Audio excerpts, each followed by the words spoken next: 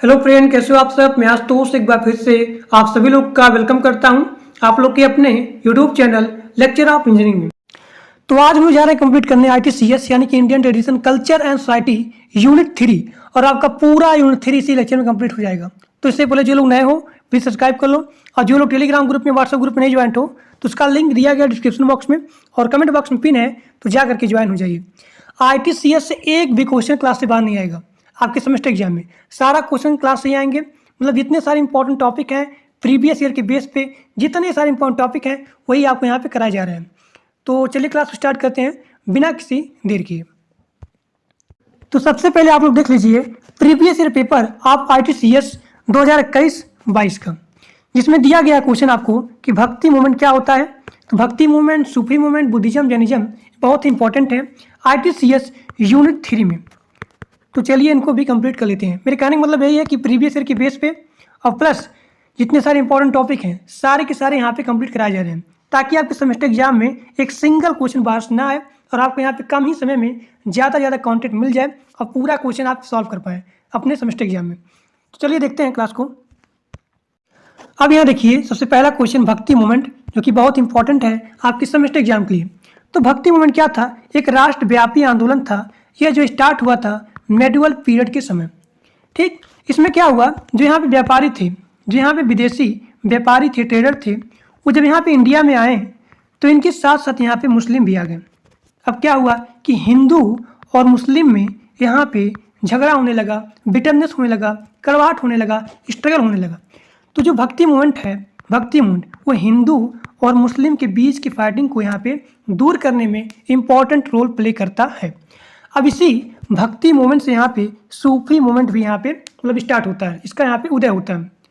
अब आगे देखिए, जो भक्ति मूवमेंट था इनके अंदर जो प्रीचर्स थे, रिफॉर्मर्स थे, ये क्या किए यहाँ पे, ये जो भारत के अंदर नई चेतना जगाने का काम किया। भारत के अंदर यहाँ पे एक नई चेतना जगाने का काम किया, भारत के अंदर नई चेतना जगाने का काम किया और उनके जो है प्रोग्रेसिव आइडिया क्रिएट किया, यानी लोगों के बीच यहाँ पे प्रोग्रेसिव आइडिया यहाँ पे क्रिएट करने का काम किया। कौन? प्रीचर्स जो थे भक्ति मूवमेंट के अंदर, जो यहाँ प्रीचर्स थे, रिफॉर्मर थे, वहाँ पे इंडिया में लोगों के अंदर नई चेतना जगाने का काम किया और लोगों के अंदर नई यानी कि न्यू प्रोग्रेसिव आइडिया क्रिएट किया।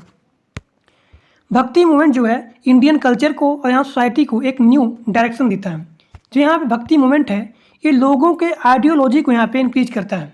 यहाँ पे लोग हैं उनकी आइडियोलॉजी को यहाँ पे इंक्रीज करता है और यहाँ पे बताता है कि भक्ति के, देखिए यहाँ पे डिवोशन, यानी कि भक्ति के द्वारा आप भगवान को यहाँ पे पा सकते हो, यानी कि उनके समीप जा सकते हो। किसके थ्रू? भक्ति के थ्रू। अब यहाँ देखिए आगे हमारा दिया गया यहाँ पे कि जो यहाँ भक्ति है, जो यहाँ पे डिवोशन है, इसके थ्रू आप यहाँ पे सेल्वेशन को प्राप्त कर सकते हो। और जो यहाँ पे कास्ट सिस्टम था, यानी भक्ति मूवमेंट में जो यहाँ पे कास्ट सिस्टम था, देखिए यहाँ पे इसको यहाँ पे समाप्त कर दिया गया और यहाँ पे एक ऐसी सोसाइटी, ऐसा समाज यहाँ पे क्रिएट किया गया जिसके अंदर क्लास नहीं होगी। यानी कि इसमें यहाँ पे जोर दिया गया इक्वलिटी को लेकर के, यानी सभी लोग एक समान रहेंगे। यहाँ पे एक ऐसा समाज बनेगा जिसके अंदर कोई भी क्लास, कोई भी वर्ग नहीं होगा। तो जिनको पढ़ना है ये पूरा पढ़ लीजिए, मैंने पूरा आपको बता दिया। अब आगे देखिए, अब यहाँ देखिए भक्ति मूवमेंट के रीजन क्या क्या थे, यानी कि भक्ति मूवमेंट क्यों हुआ, इसके पीछे कारण क्या थे। तो पहला इसका रीजन ये है कि जो भी यहाँ पे धर्म थे उन धर्म में यहाँ पे कट्टरता यानी कि बिगोटरी आ गई थी और हिंदुज्म के अंदर यहाँ पे रिचुअल्स यानी कि कर्मकांड बहुत ही ज़्यादा हो गए थे। अगला यहाँ पे रीजन ये है कि जो अभी यहाँ पे सूफी संत थे, जो भी यहाँ पे सूफी संत, हिंदू संत और यहाँ पे महात्मा थे, जब एक दूसरे के कॉन्टेक्ट में आए तो अपना यहाँ पे व्यू शेयर किया और यहाँ पे बिगोटरी को, यहाँ पे कट्टरता को दूर करने में हेल्प मिली।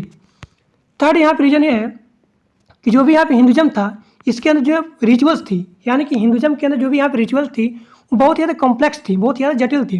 तो इसको यहाँ पे रिमूव करके भगवान के समीप, यानी कि भगवान को एक सीधा डायरेक्शन दिया गया। किसके थ्रू? डिवोशन, यानी कि भक्ति करके आप भगवान को सीधे प्राप्त कर सकते हो, यानी कि भगवान के समीप आप सीधे जा सकते हो। ठीक, तो यहाँ पे कॉम्प्लेक्स बहुत ज़्यादा था रिचुअल्स का, एक स्ट्रेट फॉरवर्ड पाथ यहाँ पे क्रिएट किया गया, शो किया गया कि आप यहाँ पे डिवोशन के थ्रू भगवान के समीप जा सकते हो।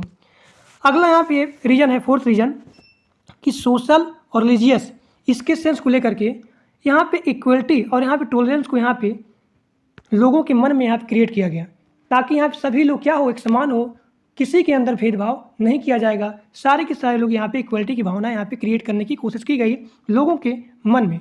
और भक्ति में बताया गया कि जो भी भगवान है और आदमी है, ये दोनों अलग अलग नहीं है, ये दोनों एक ही हैं, कोई भी डिफरेंस नहीं है।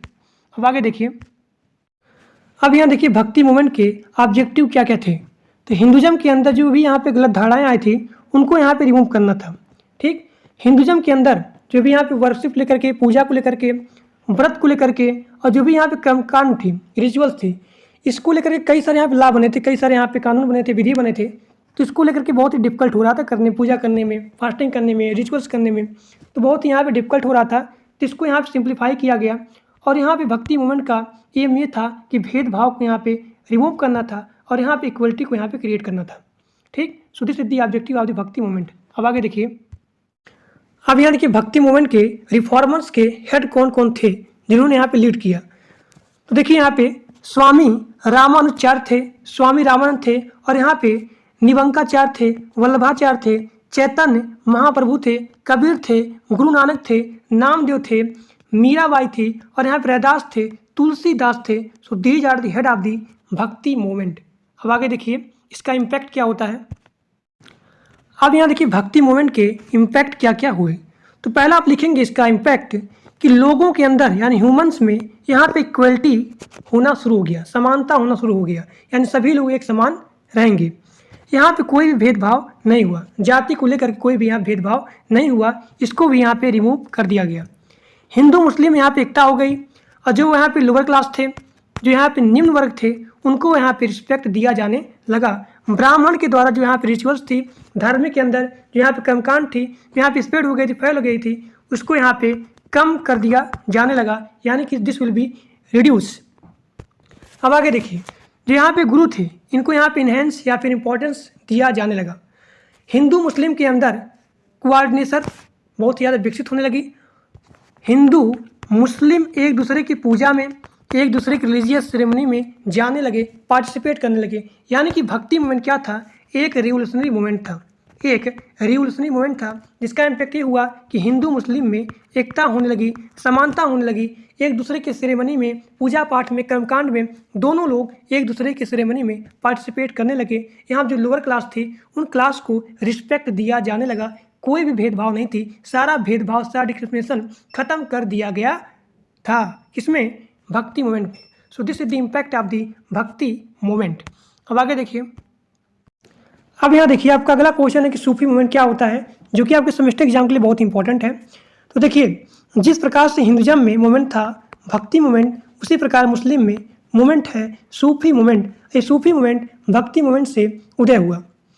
ठीक, अब यहाँ देखिए कई सारे विद्वान आए, उन्होंने बताया सूफी शब्द है इसके वर्जन के बारे में, इसका ओरिजिनेट कैसे हुआ।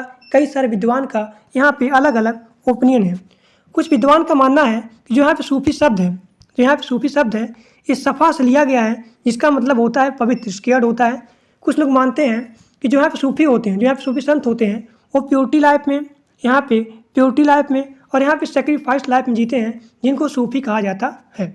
और कुछ लोग का मानना है कि जो यहाँ पे सूफी है, यहाँ देखिए, और यहाँ देखिए कुछ लोग का मानना कि सूफी है ये सूफू शब्द से लिया गया है, सूफू शब्द से लिया गया है। यहाँ देखिए सूफू शब्द से लिया गया है, सूफा शब्द से लिया गया है। तो यहाँ पे सूफी शब्द है ये सूफा शब्द से लिया गया है। सूफा पहला यहाँ क्या था, सफ़ा था। यहाँ देखिए पहला यहाँ क्या था, सफ़ा था, जिसका मतलब क्या होता है, पवित्र होता है। तो कुछ लोग का मानना है कि सूफी शब्द जो है ये सूफा शब्द से लिया गया है, जिसका मतलब क्या होता है, वुल होता है।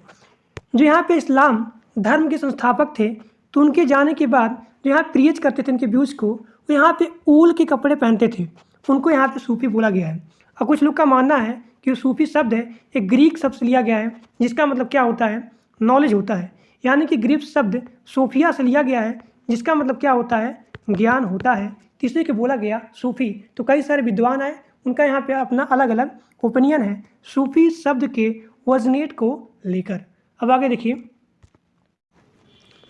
अब यहाँ देखिए सूफी, जो यहाँ सूफी थे बहुत ही सिंपलिसिटी थे, प्योरिटी थे, इक्वलिटी थे, यानी कि समानता को मानते थे, बहुत ही पवित्र थे और बहुत ही क्या थे, साधारण थे।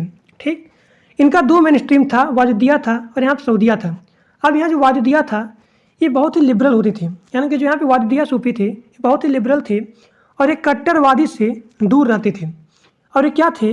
रेडिकल इस्लाम थे, यानी कि ये इस्लाम धर्म को प्रचार प्रसार नहीं करते थे वाजिदिया।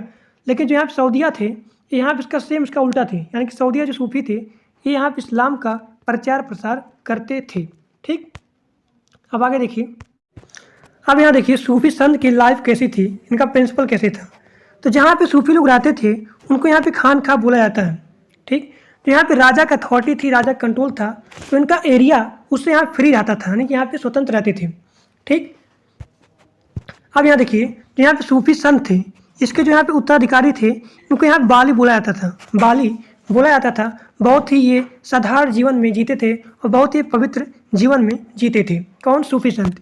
यहाँ पे गरीब को मतलब यहाँ पे गरीबी में रहते थे। इनका मानना था कि जो यहाँ पे आध्यात्मिक ग्रोथ है उसके लिए यानी कि पर्सनल प्रॉपर्टी रुकावट होती है। यहाँ देखिए जो यहाँ पे स्पिरिचुअल ग्रोथ होती है इसको लेकर के बोला कि जो यहाँ पे पर्सनल प्रॉपर्टी होती है वो क्या होती है? रुकावट होती है, यानी कि ये सुख सुविधाओं से दूर रहते थे। इनका जो घर होता था ये मिट्टियों का बना होता था। और जो यहाँ पे संत मैरिड थे, यानी कि जो यहाँ सूफी संत मैरिड थे वो भी यहाँ पे साधारण जीवन को मानते थे, इसको छोड़ते नहीं थे, यानी कि हमेशा वो साधारण जीवन को अपनाते थे। ठीक, कई बार जो राजा थे, सुल्तान थे, इनको यहाँ पे वेल्थ दिए, धन दिए, रैंक दिए, लेकिन सूफी संत इससे इनको एक्सेप्ट नहीं किया। यानी कि जो यहाँ पे राजा रैंक दिया, धन दिया, इनको यहाँ पे इन्होंने एक्सेप्ट नहीं किया करते थे। यानी कि जो लोग इनको दान दिया करते थे उन्हीं से अपना जीवन यापन करते थे। अब आगे देखिए, जो लोग इनको दान देते थे उन्हीं से अपना ये जीवन जीते थे। और यहाँ देखिए इन्होंने अपने फिजिकल डिजायर को ख़त्म करते थे रोज़ा रख के, यानी कि व्रत रख के, फास्ट रख के इन्होंने अपने फिजिकल डिजायर को ख़त्म करते थे। ये बहुत ही पुराने कपड़े, बहुत ही सिंपल कपड़े पहनते थे, पुराने कपड़े, बहुत ही फटे पुराने कपड़े पहनते थे। कौन? सूफी संत। इनका यही लाइफ था, यही इनका प्रिंसिपल था। अब आगे देखिए,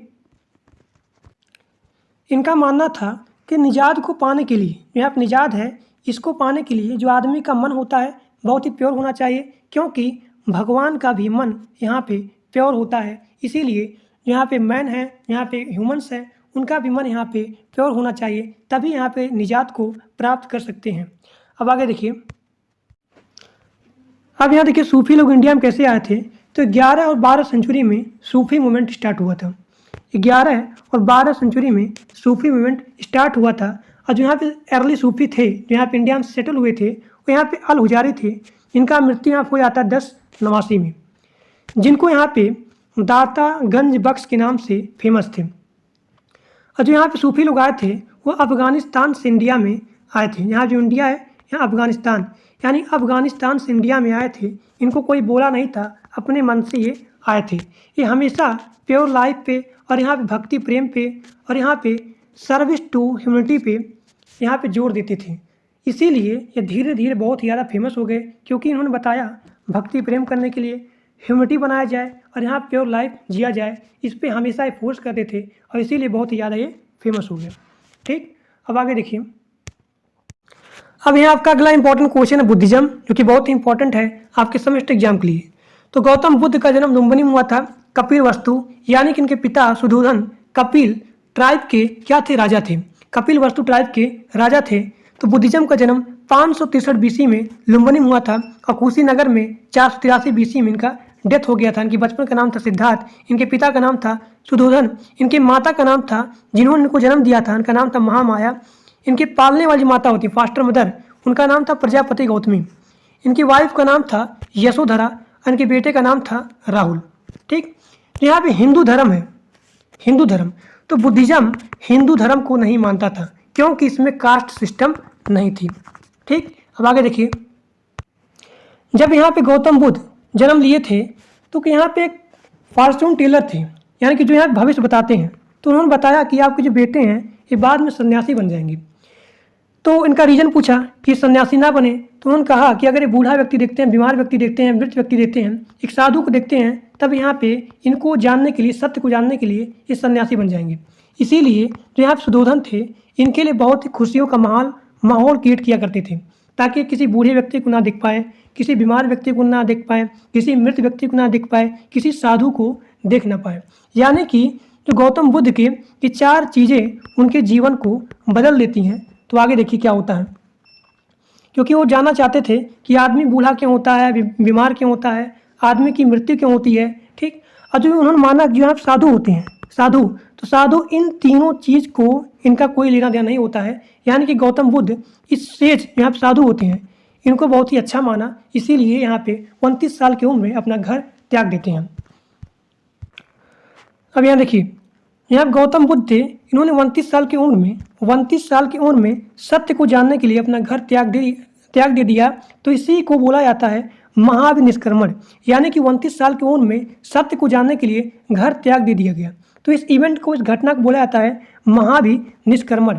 इनको जो पहले टीचर थे जिन्होंने बताया कि आप यहाँ पे मेडिटेशन करके सत्य को प्राप्त कर सकते हैं, सत्य के बारे में जान सकते हैं। तो इनके पहले गुरु कौन थे? अलार कलमा थे। दूसरे इनके गुरु कौन थे? रुद्रका रामपुत्र थे। ठीक, इनको यहाँ पे निरंजना रिवर के किनारे यहाँ पीपल का वृक्ष था, इसी के नीचे गौतम बुद्ध को यहाँ पे शिक्षा मिलती है। ठीक, यानी कि इसी के अंदर क्या कहते हैं? मेडिटेटिंग करते हैं। इस टाइप जो आदमी यहाँ बैठ के करता है उसी प्रकार से। ही टुक बोधित्व on 49th days from starting meditation in the Gaya. यानी कि गया में जो यहाँ पे इन्होंने सबसे पहला यहाँ मेडिटेशन स्टार्ट किया था, तो यहाँ पे बोधित्व दिया। तो इसके देने में 49 दिन लग गए और इन्होंने सारनाथ में अपना पहला उपदेश दिया। किसी को बोला जाता है धर्मचक्र परिवर्तन, जो कि यहाँ पे वाराणसी के पास होती है। सबसे ज़्यादा इन्होंने अपना लेक्चर दिया, सरमन दिया, श्रावस्ती में दिया था। और इन्होंने संघ की स्थापना की थी, जो उनकी फास्टर मदर थी जिनका नाम था प्रजापति गौतमी। तो उन्होंने सबसे पहले यहाँ पे शिक्षिका बनी थी, शिक्षिका बनी थी। ठीक, तो इन्होंने संघ की स्थापना की थी। कहाँ पे? सारनाथ में। यहाँ पहली लेडी शिक्षिका बनती है, इनका नाम क्या होता है? प्रजापति गौतमी होता है।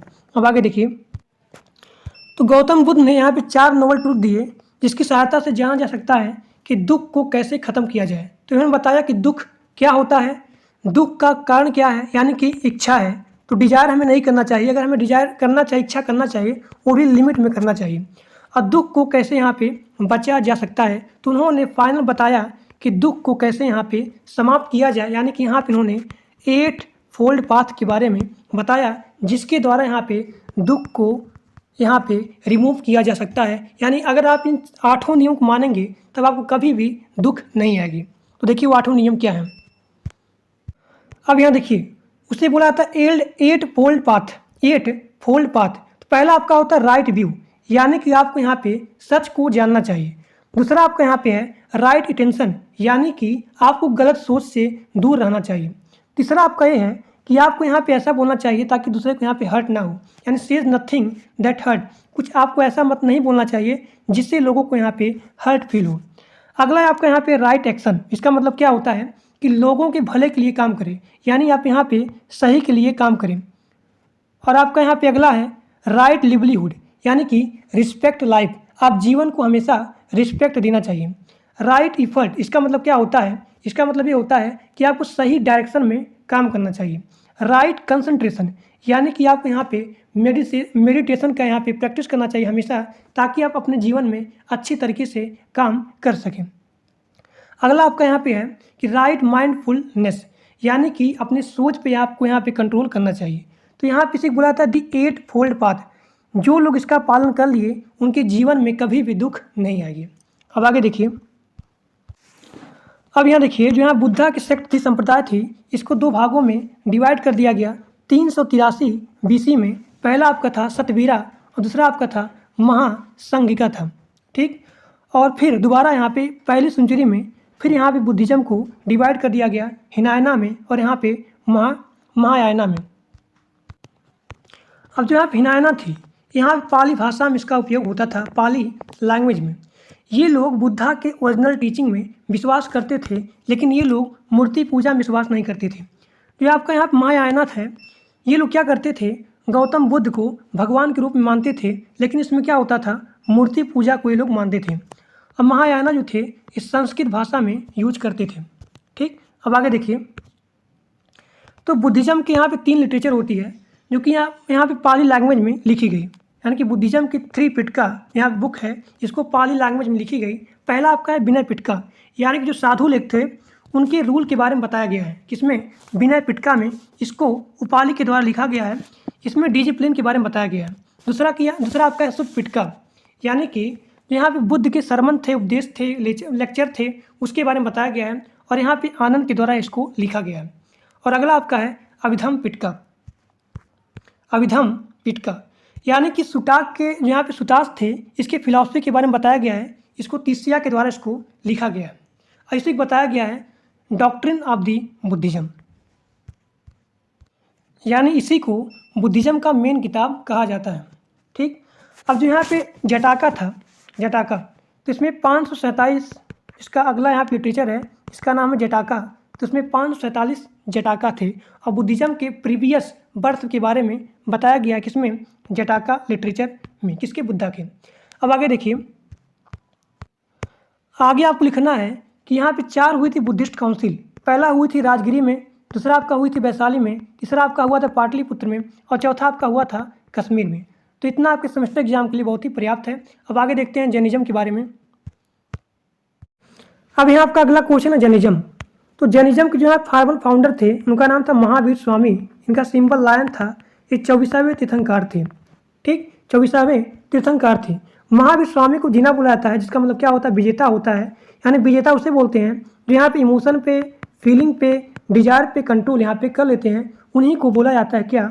कनक्योर बोला जाता है, यानी कि विजेता बोला जाता है। तो जैनिज्म में यहाँ पे 24 क्या थे? तीर्थंकर थे। इन्हें बोला जाता है ग्रेट लर्न मैन। तो जहाँ पे जितने सारे तीर्थंकर थे इनको बोला जाता था अरिहंता। ठीक, और इन्होंने जो यहाँ पे ग्रेट लर्न मैन थे, इन्होंने जैनिज्म के फिलॉसफी को प्रतिपादित किया था। अब आगे देखिए, यहाँ देखिए सबसे आपका इंपॉर्टेंट है, जितने सारे यहाँ तीर्थंकर थे उन सभी तीर्थंकरों में से केवल यहाँ पे एक ही महिला थी, जिनका नाम था मालीनाथ। मालीनाथ, तो यहाँ पे 19वें तीर्थंकर थे। ठीक, अब यहाँ पहले तीर्थंकर थे ऋषभनाथ, जिनको बोला जाता था आदिनाथ, इनका सिंबल बुल है। दूसरा आपका है आजीनाथ, इनका सिंबल यहाँ पे एलिफेंट है। और 23वें तीर्थंकर थे पार्श्वनाथ, इनका यहाँ पे सिंबल स्नेक था। और 24वें यहाँ तीर्थंकर थे, इनका नाम है महावीर, इनका सिंबल क्या था? लायन था। यही क्या थे?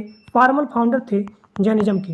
अब आगे देखिए, अब यहाँ जैनिज्म में 5 यहाँ होता है महाव्रत, यानी कि 5 ग्रेट वोज होता है। पहला आपका होता है अहिंसा, जिसका मतलब होता है नॉन वायलेंस। दूसरा आपका होता है अस्तेय होता है, इसका मतलब होता है नॉन स्टीलिंग, यानी कि चोरी ना करना। तीसरा आपका होता है सत्य, यानी कि यहाँ पे सत्य बोलना चाहिए। और चौथा आपका होता है अपरिग्रह, इसका मतलब ये होता है कि धन को संचय नहीं करना चाहिए। अगर यहाँ पे धन संचय होगा तब यहाँ पे चोरी होगी। 5वां आपका है ब्रह्मचार्य।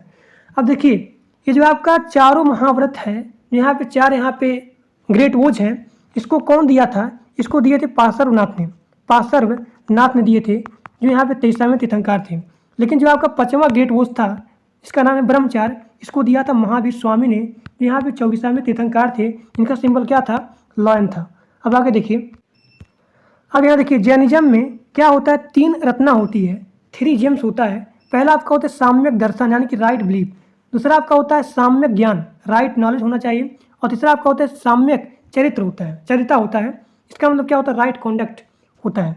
अब जैनिज्म जो है, जैनिज्म ये भी वेदों को नहीं मानता है, यानी कि ये भी वेदों को रिजेक्ट करता है। कौन? जैनिज्म और बुद्धिज्म दोनों लोग यहाँ पे वेद को रिजेक्ट करते हैं।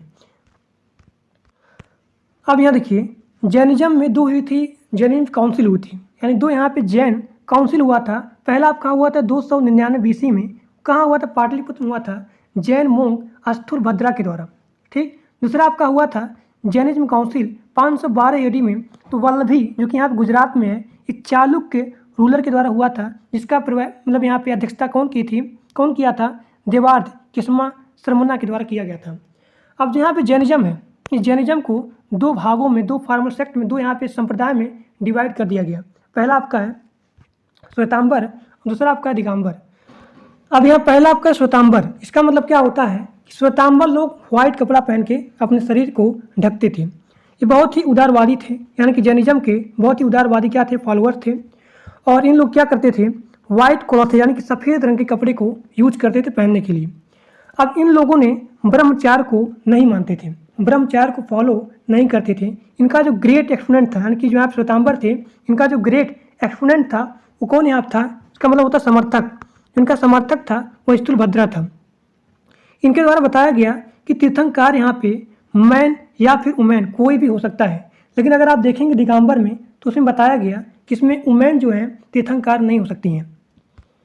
जीवन जीने के लिए इसमें 5 सब्सटेंस मतलब यहाँ पे पदार्थों के बारे में बताया गया है, 5 इंटरनल सब्सटेंस के बारे में बताया गया है जीवन को एग्जिस्टेंस करने के लिए। पहला आपका है सोल, जिसका मतलब क्या होता है, जीव होता है। दूसरा आपका है मैटर, इसका मतलब क्या होता है, पुद्गला होता है। तीसरा आपका स्पेस यानी कि यक्ष होता है। चौथा आपका होता है मोशन, जिसका मतलब होता है धर्म। और पांचवा आपका होता है रेस्ट, यानी इसका मतलब होता है अधर्म। तो ये पांचों ये माना गया श्वेतांबर के द्वारा, लेकिन जो यहाँ छठवां है जिसको माना गया दिगंबर के द्वारा, उसका मतलब क्या होता है, काल होता है, यानी कि समय होता है। ठीक, तो यहाँ पे श्वेतांबर के द्वारा यहाँ पे 5 एक्सटर्नल सब्सटेंसेस थे। ठीक, छठवां आपका क्या है, काल है, जो कि यहाँ पे दिगंबर के द्वारा उसको माना गया। अब आगे देखिए, अब यहाँ देखिए यहाँ पे दिगंबर थे, इसका मतलब क्या होता है, स्काई क्लाड। इसका मतलब ये होता है जो यहाँ पे लोग रहते थे वो यहाँ पे नंगे रहते थे, नंगे यानी कि बिना वस्त्र के रहते थे। लेकिन जो यहाँ महिलाएं थी जो यहाँ भिक्षुएं थे वो यहाँ पे श्वेत साड़ी पहन के रहते थे, जिसको यहाँ बोला जाता था अरिकाज। यहाँ देखिए, जिनको यहाँ पे अरिकाज बोला जाता था, ARYIKAS। इसका मतलब क्या होता है, प्लेन वाइट साड़ी, यानी कि जो यहाँ साड़ी होती थी यहाँ बिना सिली हुई होती थी। यहाँ देखिए, अनस्टिक्ड प्लेन वाइट साड़ी, इसी को बोला जाता था अरिकाज। इसको कौन पहनता था, जो यहाँ भिक्षुएं थी, जो यहाँ महिलाएं थीं, वही लोग यहाँ पे इसको पहनती थी। और जो यहाँ दिगंबर थे ये कर्नाटक में रहते थे, और जो पूरा यहाँ पे महाव्रत था, ऐसे हो गया। ठीक, यहाँ देखिए ये जो पांचों आपका महाव्रत है, ये यहाँ पे दिगंबर इसको मानते थे, यानी कि अहिंसा को, अस्तेय को, असत्य को, अपरिग्रह को, ब्रह्मचार्य को, इन सभी को मानते थे कौन, दिगंबर। लेकिन जो यहाँ श्वेतांबर लोग थे, श्वेतांबर लोग यहाँ ब्रह्मचार्य को नहीं मानते थे। लेकिन जो यहाँ दिगंबर लोग थे, ये सभी लोग ये पूरे 5 व्रत को यहाँ पे मानते थे। अब आगे देखिए, तो जो यहाँ दिगंबर लोग थे, इनका जो एक्सपोनेंट था वो कौन था, भद्रबाहु था। इसमें बताया गया कि तीर्थंकर में यहाँ पे कोई भी महिलाएं नहीं हो सकती हैं। ठीक, और यहाँ विवाद था कि जो यहाँ माली था एक वुमेन था, लेकिन जो यहाँ माली थे ये क्या थे, मैन थे। कुछ लोग का मानना कि यहाँ माली क्या वुमेन है, लेकिन नहीं, जो यहाँ माली था तीर्थंकर में वो क्या था, मैन था। यानी कि दिगंबर लोग वुमेन्स को नहीं मानते थे कि, यानी कि they believes womens can not be Tirthankar, यानी कि जो यहाँ पे वुमेन्स हैं ये तीर्थंकर नहीं हो सकती हैं। अब यहाँ देखिए थोड़ा सा और, यहाँ बुद्धिज़्म है और जो यहाँ जैनिज्म है, ये दोनों लोग यहाँ पे श्रमण परंपरा को फॉलो करते थे, श्रमण ट्रेडिशन को फॉलो करते थे। अगला यहाँ पे है, ये दोनों लोग उपनिषद थॉट्स को फॉलो करते थे। ये दोनों लोग यहाँ पे नॉन वायलेंस यानी कि अहिंसा को फॉलो करते थे। ये दोनों लोग यहाँ पे वेद को या फिर वैदिक रिचुअल्स को रिजेक्ट करते थे। और यहाँ देखिए, यहाँ बुद्धिज़्म है, इस बुद्धिज़्म में कास्ट सिस्टम नहीं था, यानी कि डायरेक्ट अपोजिट किसका था, हिंदुज़्म का, यानी कि हिंदू धर्म का। लेकिन जैनिज्म यहाँ पे फॉलो करता था हिंदुज़्म रिचुअल्स के। ठीक, और जो यहाँ पे जैनिज्म है, ये वेद को रिजेक्ट करता है, लेकिन ये मानता है किसको, आत्मा को। यानी ये आत्मा मानता है कि जो यहाँ पे आत्मा होती है ये जीवों में भी होती है, यानी कि लिविंग थिंग्स में होती है, और यहाँ पे नॉन लिविंग थिंग्स में भी होती है। तो आज आपका पूरा ITCS यूनिट 3 पूरा का पूरा इसी में कंप्लीट हो चुका। तो आज के लिए बस इतना ही। Thank for watching my video. अगर वीडियो अच्छा लगा, क्लास अच्छा लगा, तो अपने दोस्तों के पास मैक्सिमम शेयर कर दीजिएगा। तो आज के लिए बस इतना ही। Thank you.